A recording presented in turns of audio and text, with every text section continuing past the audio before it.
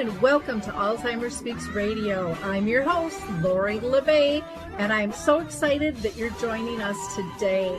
We are going to have a fascinating conversation as usual as we learn from people all around the world at all ages and stages of life. Stay tuned as we shift our dementia care from crisis to comfort. Here we go. What you think about, you will bring about dementia change. We will. Well, hi, everyone, and welcome to Alzheimer Speaks Radio. I'm your host, Lori La Bey, and I'm thrilled you can join us today. We're going to be talking about dementia care. Is it different over in Malaysia than where you live?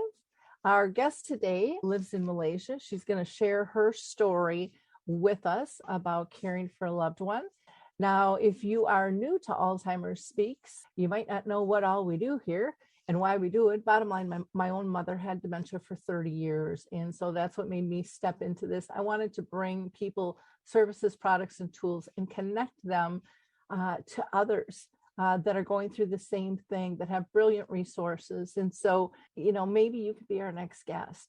We interview people who are living with dementia, family members, a variety of businesses, researchers, advocates, children, authors, movie directors, you name it. We want to talk to you because that's how we make sustainable change, is by being inclusive of all. So if you're interested, reach out to me at radio@alzheimerspeaks.com. Now, before I introduce our guests, I'm going to do a couple of shout outs. One is, please check out alzheimerspeaks.com. We've updated the site. It's very easy to maneuver. In fact, we have one full section dedicated to free educational resources, and there's a big variety there, from dementia in the arts and dementia chats and the radio show to dementia quick tips, information on memory cafes, dementia-friendly communities, and then, of course, Dementia Map. You can also access from there, or you can go directly to dementiamap.com, which has been a dream of mine for almost 40 years. And that is a global resource directory that also has a calendar of events. We've got like 150 categories that you can search in a variety of different ways, wonderful blog articles, and so much more. And then, again, back on alzheimerspeaks.com, I just released with Scott Carlson my keynote speech in book form, and it's a children's book called Betty the Bald Chicken. And I am just so thrilled with how that turned out and the feedback we've been getting. So please feel free to go to alzheimerspeaks.com/book, and you can get information on how to order that if you'd like. We are going to hear from the Adaptive Equipment and Caregiving Corner, and we will be right back. I love the footbar walker, and let me tell you why. It is the option for my toolbox that I've been waiting for. Let's be honest, there are some clients who, despite our best rehab efforts, just aren't able to return to performing a sit-to-stand transfer on their own. Now I can offer my caregivers an easier, safer option that doesn't involve hoisting their loved one up from a sitting position. I don't recommend this walker for all of my clients, but I do recommend this walker for those caregivers looking for an easier, safer option with transfers. I would also encourage other therapists to add this walker to their toolbox. It's kind of like having my own mobile parallel bars for the client to pull up on. Whether it's a family caregiver at home helping a loved one with Parkinson's or dementia, CNAs in a long-term care facility assisting their patients, or therapists adapting to client and caregiver-specific needs, we now have a very safe and effective option to offer in the footbar walker. Check this product out at thefootbarwalker.com. That's it for today from Adaptive Equipment and Caregiving Corner. Have a great day, and don't forget, if you can't do it, adapt it.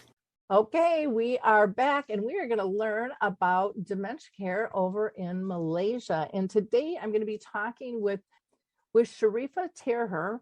Like I said, she lives in Malaysia. She's a full-time care partner by choice since 2014. She is now using not only her personal experience, but she's been trained through Teepa Snow's Positive Approach to Care. And she is certified in that in order to support others as well. So she's a powerful dementia advocate. She focuses on empowerment, meaningful engagements with persons with a lived experience as a right. And she also is addressing dementia from a social disability model. Today, we're going to hear part 2 of 2 with Sharifah Tahir. I do understand people who do not have relationship with the person they're care partnering with, or people who did not choose to be in this position. I can see where there are going to be problems, and I don't judge, and I don't expect people to judge me either, because I have had people, and I think they say it without malice, but to say that, Sharifah, you're wasting your talents. Your mother does not recognize you anyways. Why don't you get a helper to take care of her and you go out and work? I was numbed, Lori. When this person said that to me, I was really numbed. I could not believe a mother could say that to another person. I just couldn't believe it. So I think, we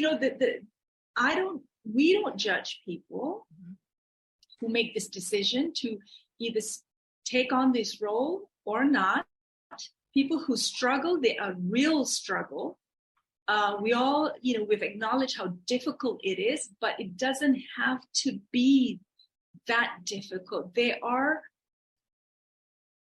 ways, there are strategies that, we within us and outside us that we can employ to support us on this journey.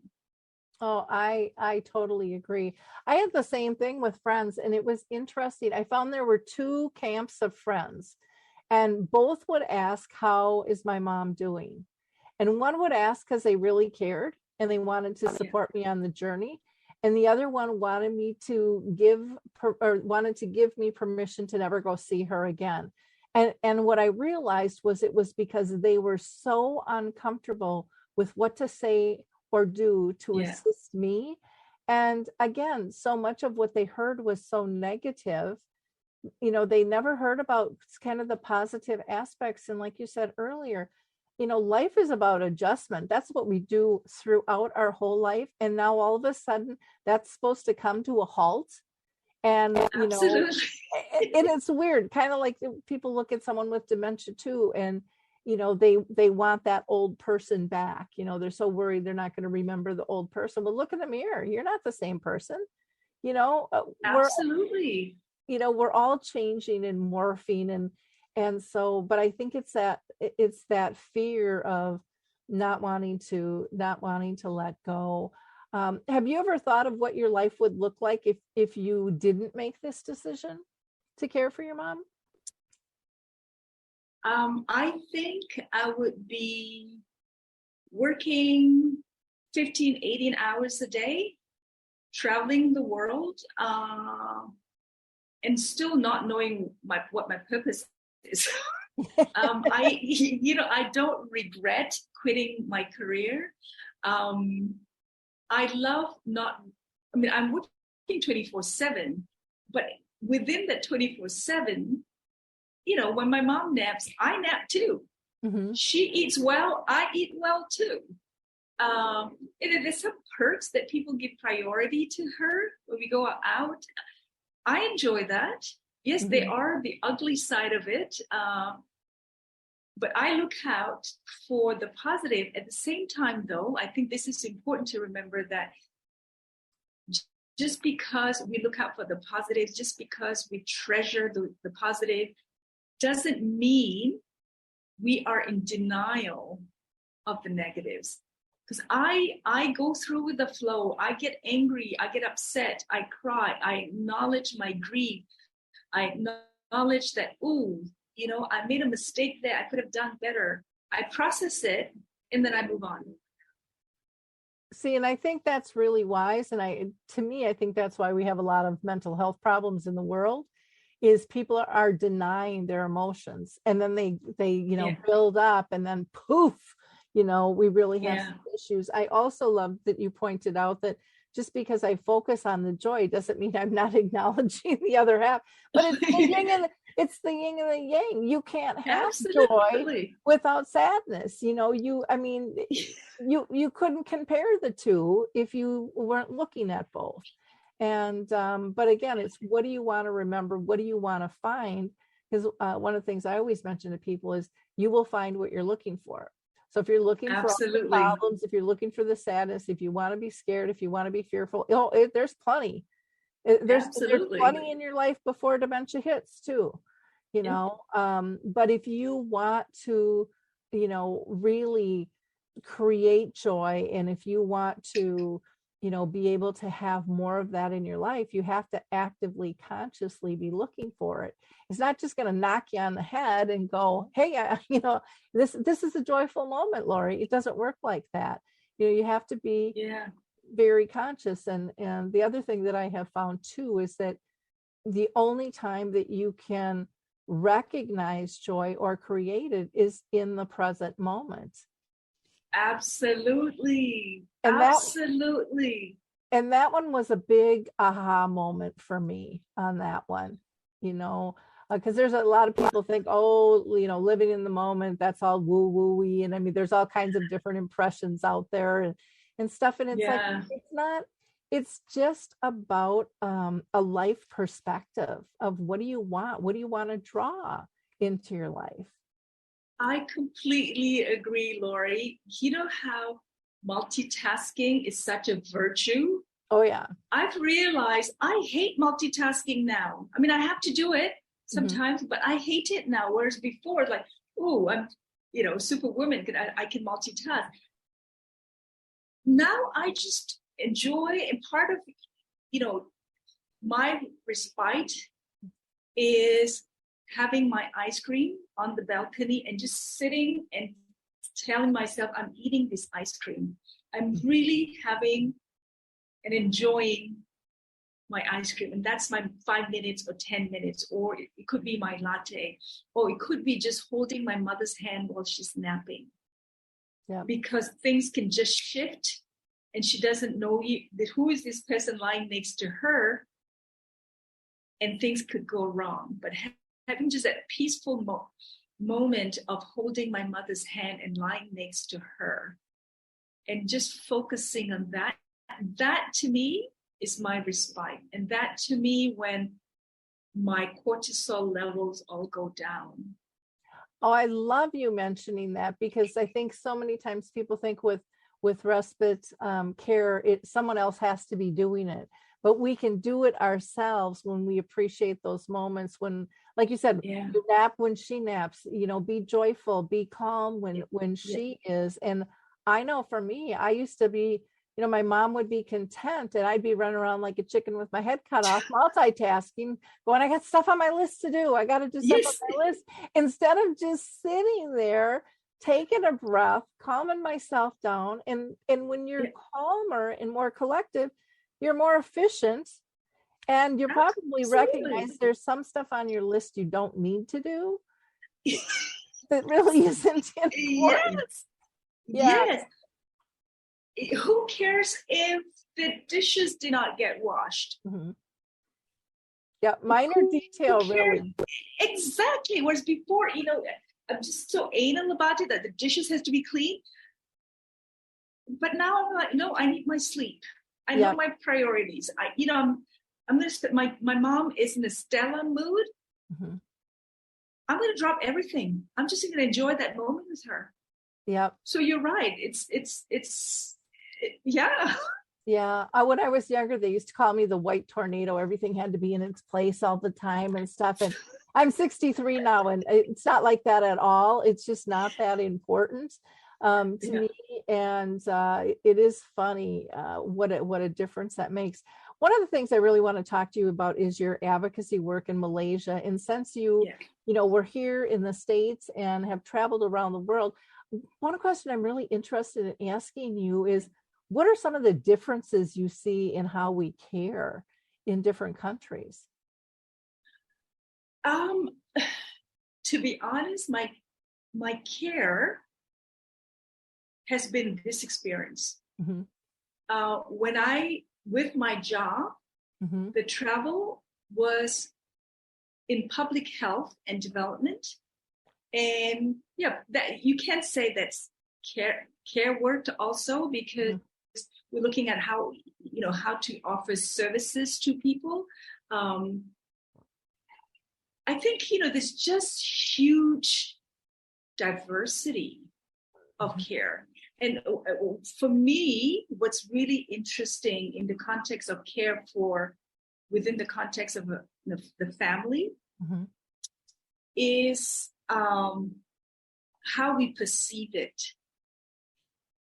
We hear a lot the burden of care partnering.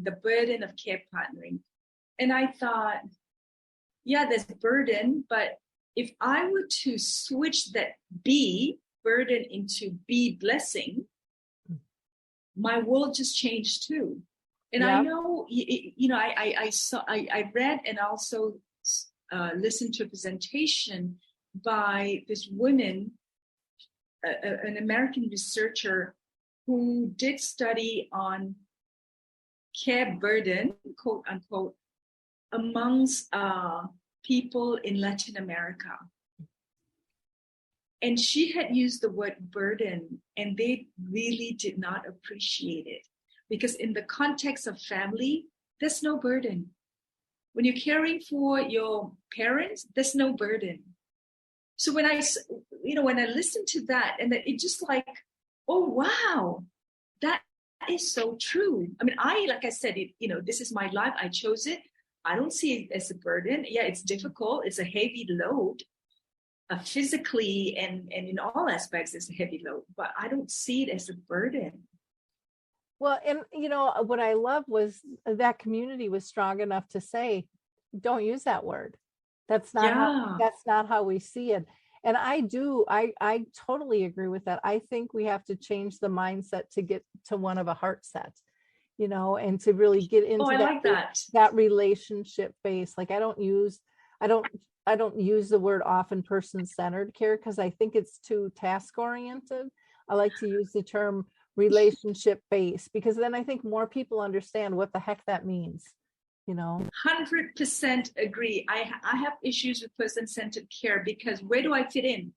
Yeah. What about my needs? What about my relationship with my mother? Yeah. That just disappears.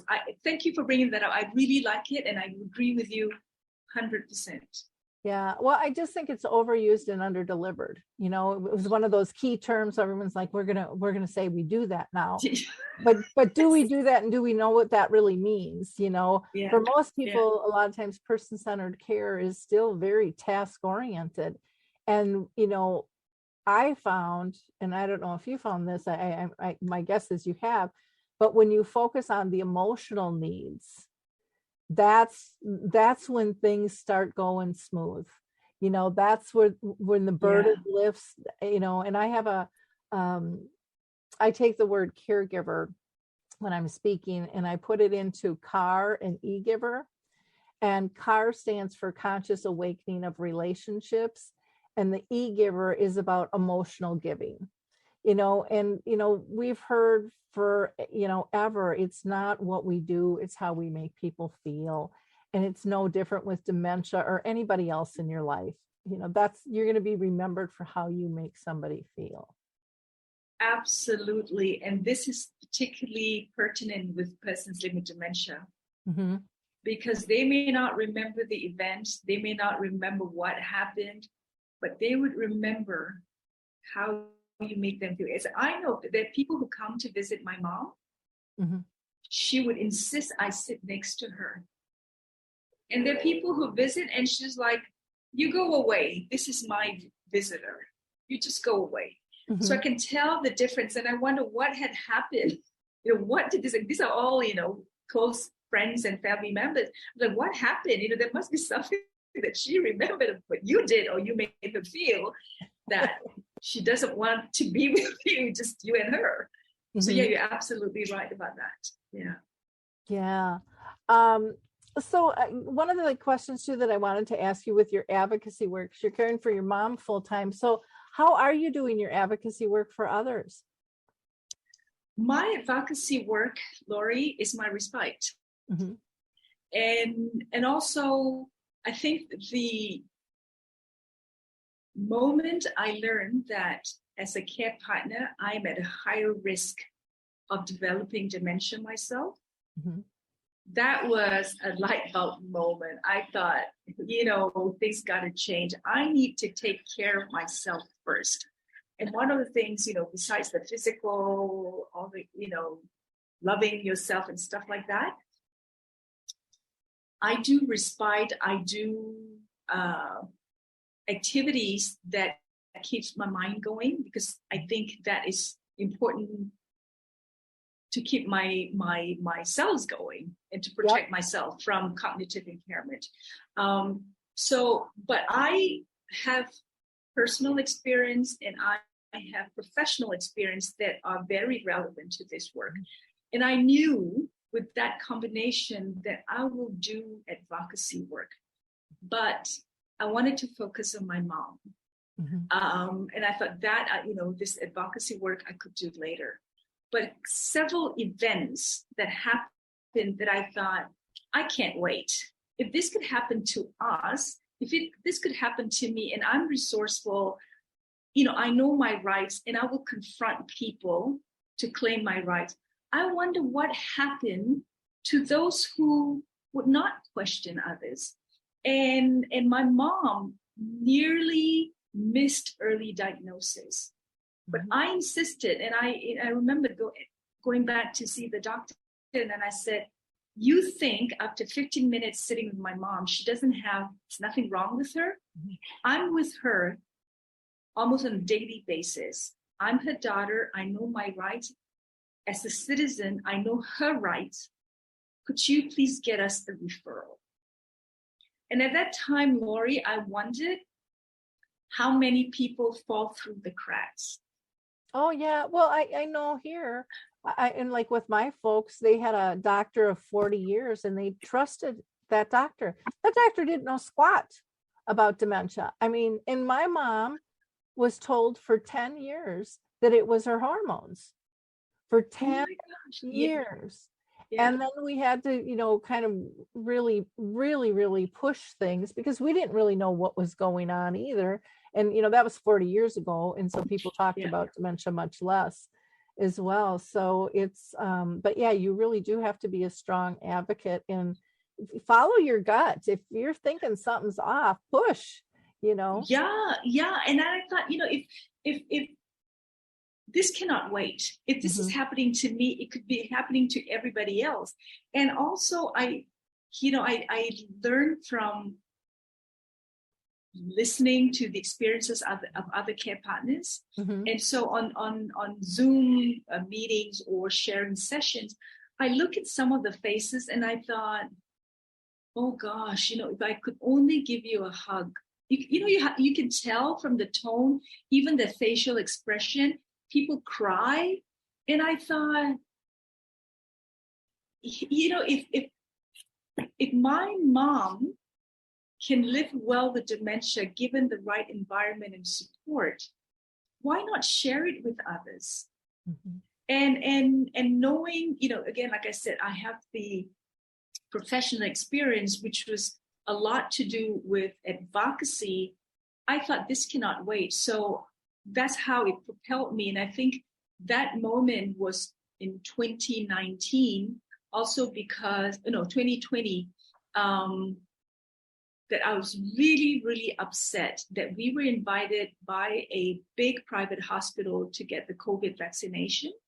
They called us, and I went through the whole production of getting my mom to the hospital only to be denied a vaccination without a proper explanation. And I remember, Lori, my mom sitting there on her wheelchair, slumped because, she was holding on to go to the toilet. Mm-hmm. It looked unfamiliar, so she just couldn't do it. She was slumped, not knowing what to do. And we had people running around with masks on, and she was spitting, and nobody came really to apologize or to tell us what was going on. And we left the hospital without getting a vaccination. Oh. And I wrote to them, I wrote to the medical doctor, completely ignored us, right? Just didn't bother to answer. So I wrote an article, and it got published. It got picked up by quite a number of news portals. And suddenly, the geriatrician who had seen my mom and who knows that this kind of an outing is going to trigger her and it could go on for weeks, she then called, and I refused to answer the phone. She left a message and asked me what's going on, because apparently there are things going around, and she was referring to the article I wrote. And I got a response, and they responded to the article that I wrote. And Lori, they included my mother's name. Oh my gosh. I was livid, and I just thought, what were you thinking? Oh. You know, it breached privacy, confidentiality. I was going to say, don't you have HIPAA over there? Yeah, they lost against this. And for a hospital to expose your patients in the public domain, particularly somebody with cognitive impairment, which could expose them to harm and exploitation. I worked with my nephew, who's a lawyer, and I wrote a legally worded letter. And so he told me to put the word demanded, right? So I did that. I demanded that they retract, that's my mother's name. And I demanded a public apology. So the hospital itself didn't respond, but the regional director, because this is a huge hospital chain all over Malaysia, the regional director wrote to me and apologized, and they had retracted the whole article. But they wanted me to keep it quiet and not issue a public apology. So I went back to them and I said, here's the deal. I will accept the private apology if you work with me in creating awareness about dementia and the rights of people living with dementia and care partners. They went quiet. And I thought, you know what? I'm not going to wait. I'm going to do my advocacy work now. So that's how it propelled me to start writing. I then also, because strategically, I liaised or I formed alliances with persons with lived experience of living with disabilities, women's groups, legal minds, because the numbers in Malaysia is still pretty small. I think at this point, maybe about 300,000 people living with dementia. So if we were to do an advocacy for that small compared to in the US,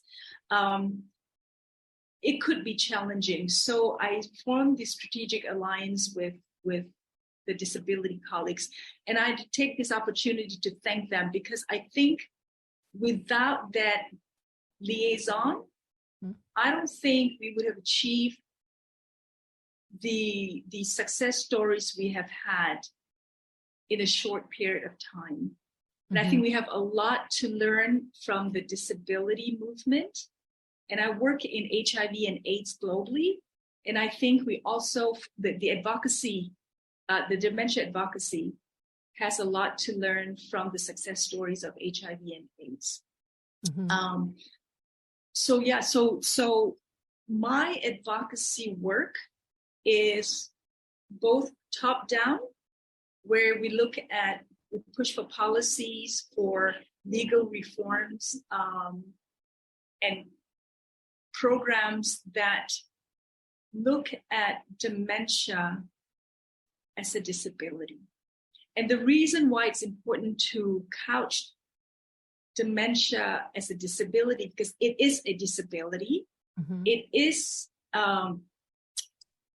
although not explicitly mentioned in the Convention for the Rights of Persons with Disabilities, the definition clearly applies to persons living with dementia. And that gives us this framework where we could claim for rights of persons with dementia.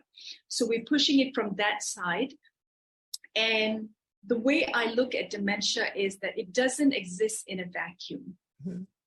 Dementia, there's intersectionalities of dementia with aging because it mostly affects older people, but not a normal part of aging. And because, it affects older adults who are also, prone to disability. And dementia is a leading cause of disability amongst older adults living with dementia. So, and the other component, the intersectionality, is gender.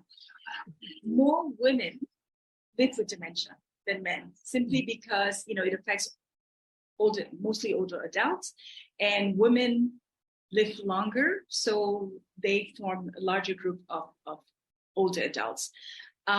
Women also have less education compared to men, and less education is a risk factor for dementia.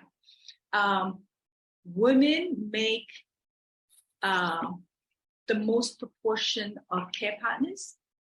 It's often, in many countries, not just in Malaysia, it is a family member.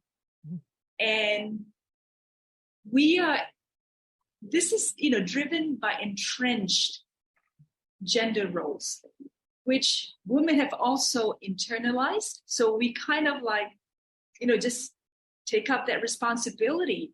But it's a huge responsibility, right? Which has impact on us physically, emotionally, socially, and financially. And the global data shows that 2/3 of informal care partners globally are women. And if we look at the contribution, our contribution accounts for half of the estimated $1.3 trillion the cost of dementia care. And it's going to rise to 2.8 trillion in 2030. And informal care partners contribute 133 billion unpaid hours on a yearly basis. And women provide around 70% of informal care. Now, that 133 billion unpaid care hours is equivalent to 66 million full-time workers per year. I mean, to me, these numbers are mind-boggling. And yet I'm a firm believer those numbers aren't accurate, that there's more people out there that aren't counted yet, that haven't gotten diagnosed. So as high as they are and as big as they are, they're still probably on the low side, because there's so many families that don't have a formal diagnosis. And absolutely. So but if you look at the numbers in the trillions and the billions, and yet we are taken for granted. Yep. We are expected to do this very demanding work with very little support, if any, without training. So basically, we are overworked, unpaid, unrecognized. We are invisible. Yep. Well, we really are. And that's one of the reasons I kind of stepped into Alzheimer's Speaks too, because I wanted to raise the voice of the person with dementia and their care partners, because I got tired of being talked down to. I got tired of my mother not even being valued in terms of her opinion at all. many times not even given eye contact, like you said, totally invisible. And then they put up with me and what I'd say, but it'd go, but it wasn't really heard. And I thought, man, you are missing out on such, and not me personally, but you are missing out on such valuable information of people in the trenches that live and breathe this every single day. And you're just poo-pooing that like they don't know anything. And they're the ones really doing the work. They're seeing things, they're touching things, they're absorbing the reality of this disease. And so I wanted to be able to give voice to people all over the world, because I don't think that we can make sustainable change if we're not inclusive of everybody and not valuing one over the other. Because again, I think a lot of times the families are teaching the doctors that every person with dementia is different. No, mine doesn't, my person doesn't do that. Absolutely. They do this. And so we need to be able to support families so that their voices are stronger, because they are, in my mind, the true educators on a multitude of levels, and they need to be heard. Absolutely. And what you just summarized, Lori, that's what makes us experts. Because we live through the trial and error. And if you don't listen to this pool of expertise, just because we don't have quote unquote qualification, you're setting yourself up for failure, right? Yeah. And that's exactly what we're pushing is meaningful engagement of persons living with dementia and care partners. And not just giving them that space so that they can engage, but putting in the resources to empower them. They need to be empowered so that they can become effective advocates. Because it's not fair to throw people into a position without empowering them. So that's one of the key advocacy themes for me and my colleagues. The other is pushing for dementia as a disability and from the social disability model. And this model really paves the way for persons living with dementia, persons living with different other disabilities, and care partners to a life of dignity, to engage and to claim their right to engage as equal citizens. And I think once we have a foot in the door through our engagement, we can make a lot of the changes that needs to be made.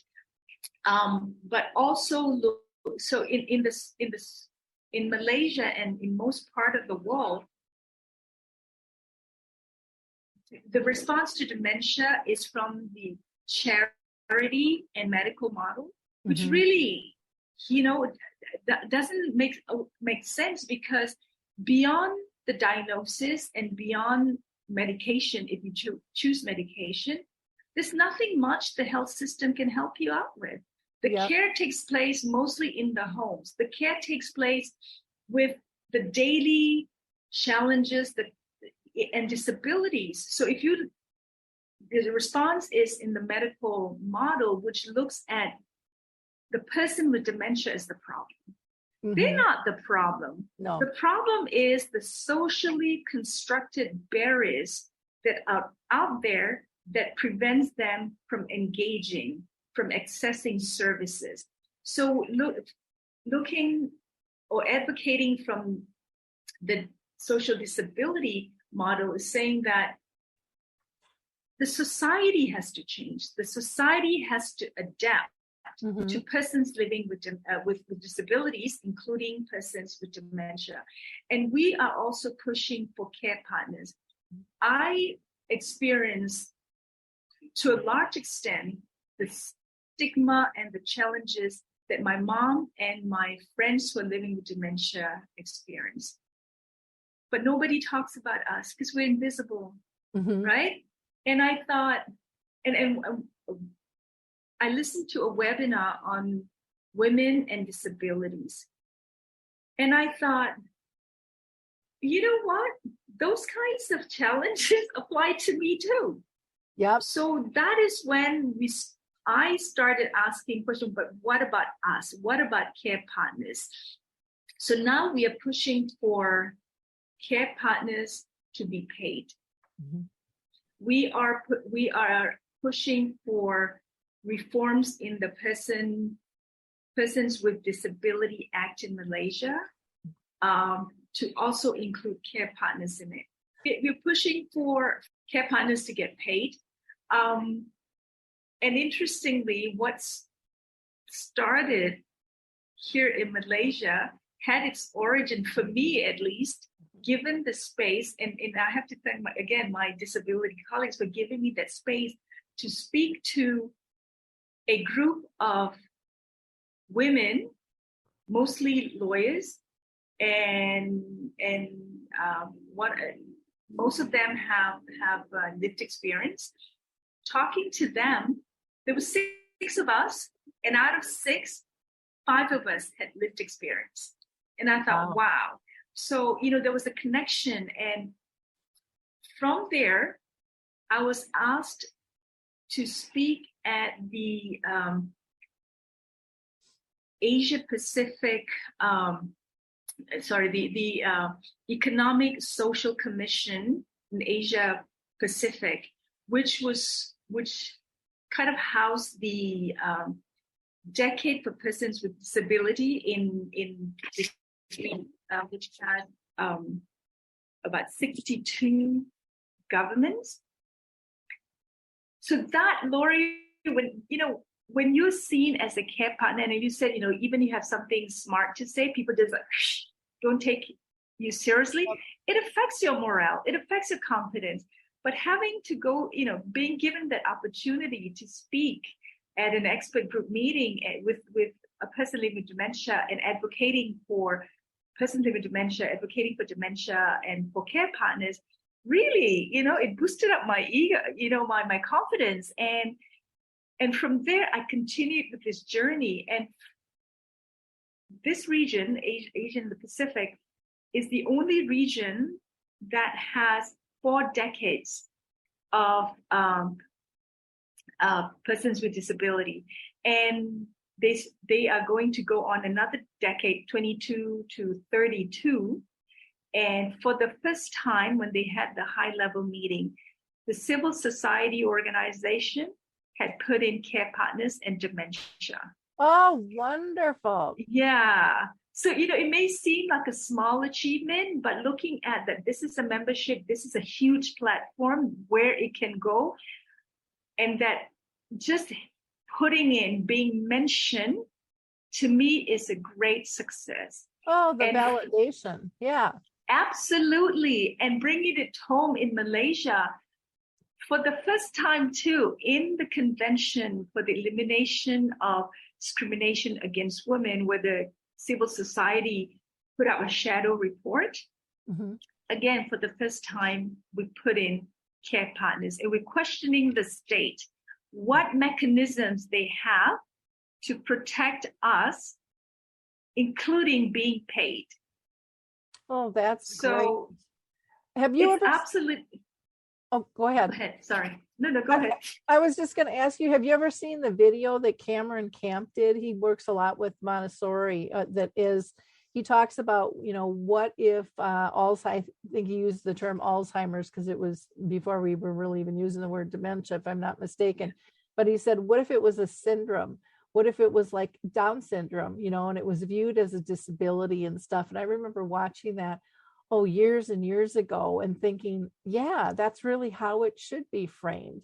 We would be making much more progress. The other thing you had talked about, connecting people to resources, and I'm just going to give a plug to Dementia Map, which is a global resource directory.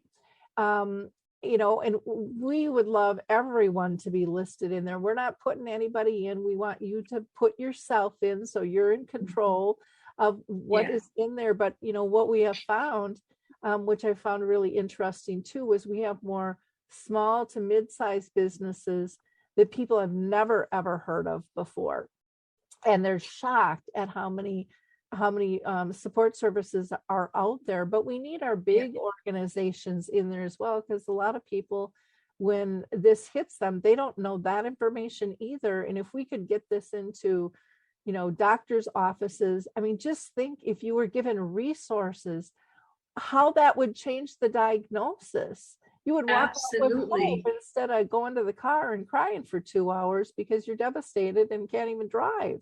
It's just unbelievable. I want you to talk about the nonprofit entity, that you are creating, Uniquely Me initiatives, and why you felt it was important. Okay. So Uniquely Me initiatives, like you said, it's a nonprofit entity. It goes back to what you said earlier, Lori, that, we're not taken seriously. Mm-hmm. And I've been knocking on people's door and wanting to contribute, and not getting the response, or just being, I get a response, and then I feel like, oh gosh, I'm just a token participant here. That does not feel good. So I thought, fine, I've been asking for a seat at the table. If you're not going to give me that seat, I'm going to create my own table. Yeah, I'm resourceful. I have the experiences. I'm going to set up this table, and this table is not for me. I'm going to invite persons living with dementia. I'm going to invite care partners and supporters to sit at the table, because I agree with you, Lori, we have valuable contributions to make. We are also the experts. So that's how it started, out of the frustration that I felt, and thinking that, if I set up something like this, I can bring in people, we can control the narrative. Yeah. And I think, there's too many people with that lived experiences are talking on our behalf. And the focus has often been on the tragedy narrative. Mm-hmm. I don't like that. So I wanted to control that narrative. The name UMI's Uniquely Me initiative, it is also in response to each dementia experience is unique. So therefore, each response has to be unique. So that's how I got that name. But UMI is Umi in Arabic. It means my mother. Oh. So this is in honor of my mother, because she is the motivation behind this. And also, she has always been the person, if I have something, I want others to have it too. So when I look at her and I thought, she is able to live well with dementia because I'm supporting her. And I've been blessed with the resources to get myself trained to find that support. And I'm going to give this back, because she has taught me what you have, particularly basically the good ones that you have in life. Give it back. Mm-hmm. Because again, going back to looking at the faces of care partners, I thought, if I can change and make a difference in one person's life, maybe that's my purpose too. Yeah. And so earlier I said, my strategy is twofold: one, top down, which is the policy and the program, and the bottom up, that this in itself, it's advocacy, that a care partner who people poo-poo away can set up something like this, can organize others to join, and we can take care of ourselves too. I mean, yes, we need the biggest support, which is the responsibility of the state and the community, because a response to disability, including dementia, needs whole of society response. Mm-hmm. But at the same time, each one of us can be the agent for change. Oh, And that's what, yeah. I so agree with you. We have so much in common in terms of how we're driven and how we approach things. I personally haven't gotten into the policy stuff because I get really frustrated with the bureaucracy. So I'm kind of a grassroots girl so that I can kind of control what I'm doing. But when you talked about controlling the narrative and changing the narrative that's out there is really important. Well, I can't thank you enough for taking the time you have with us today, Sharifah. This has just been absolutely fascinating, and you are really a gift to the world. You can feel your passion and your drive, and you are so centered, your core foundation. I mean, you just really, really understand this, and we need more and more people like you in the world to make the world a better place. And so often I think people fight dementia is not that important, but what's good for dementia is good for all the world. You can apply it to many other areas of your life if you're raising a child or in a relationship or single. I mean, there's just so many things that can be applied. Absolutely. For our community here, I hope that you like, click, and share. This is just I think a really uplifting and insightful episode, and you can help spread hope. All it takes is a click, a like, a share. I mean, it's nanoseconds of your time to push out to your circle. Be empowered to help spread the word. Be part of the community of change. Be that change agent that Sharifah is talking about. We can all do that. It doesn't have to cost us money. It doesn't have to take a lot of time. And you could even say, well, no one in my circle is dealing with this. You don't know that. Yeah. So many people sit quietly and you don't know it until a crisis hits. And we want to help avoid those crises. So be a giver of hope and help spread the word. And again, you can contact her on Instagram as dementia and then _as_is. She is on both LinkedIn and Twitter, and also on her email. And again, we will have all that, in the show notes there for you to be able to just click and go right to her and connect. You're just doing wonderful work. So again, thank you so much, Sharifah, for being with us, and for, in some ways, I'm personally thankful. This sounds probably goofy, for the tsunami that triggered you to change roles. Yeah. Because you wouldn't be doing what you're doing probably without that right now. Absolutely. And I think you touched on, something so huge that devastation could also be a blessing. Again, how you perceive it. So thank you for bringing that up. And thank you, Lori, for all the work that you do. And it's people like you who inspires me to keep going. So thank you for that. It's been such an honor to be on your show and finding so much in common in terms of our thinking and the work that we do. So that has been a gift too. So thank you so much, Lori. Well, we're in this together, and absolutely. And I think we're all equal in our abilities, and I think all of our opinions are important to be heard. And Alzheimer Speaks here just wants to help elevate those voices, because otherwise, I mean, I grew up in Minnesota in the U.S. and I didn't travel much, and now all of a sudden I'm talking with people all around the world. This disease changes people's lives, and what we can learn from one another next door or, across the pond, wherever it is, that we have so many things that are in common. And I think so often today the news focuses on our differences, but our differences are blessings. And when we learn about those things, we're not so scared.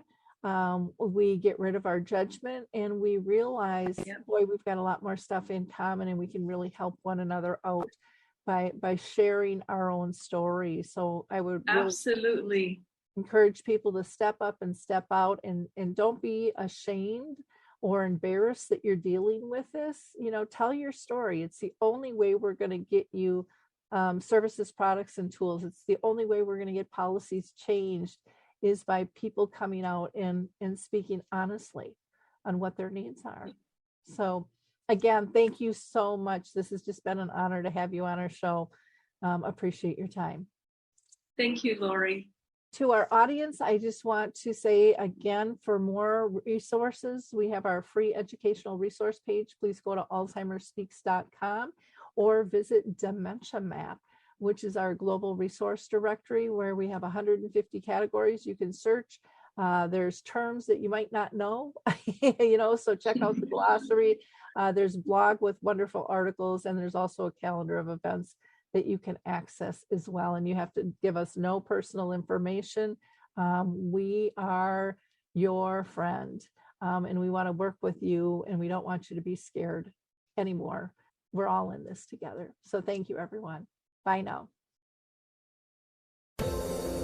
Hi, everyone. This is Meredith from the Senior Fitness with Meredith podcast, where I discuss all things for seniors, from fitness, your health and wellness journeys, how to be all over strong and beyond. I also have my mini podcast called Motivation with Meredith. It's a great, quick motivational pick-me-up for your days. Join me, listen now, search for Senior Fitness with Meredith on your favorite podcast platform.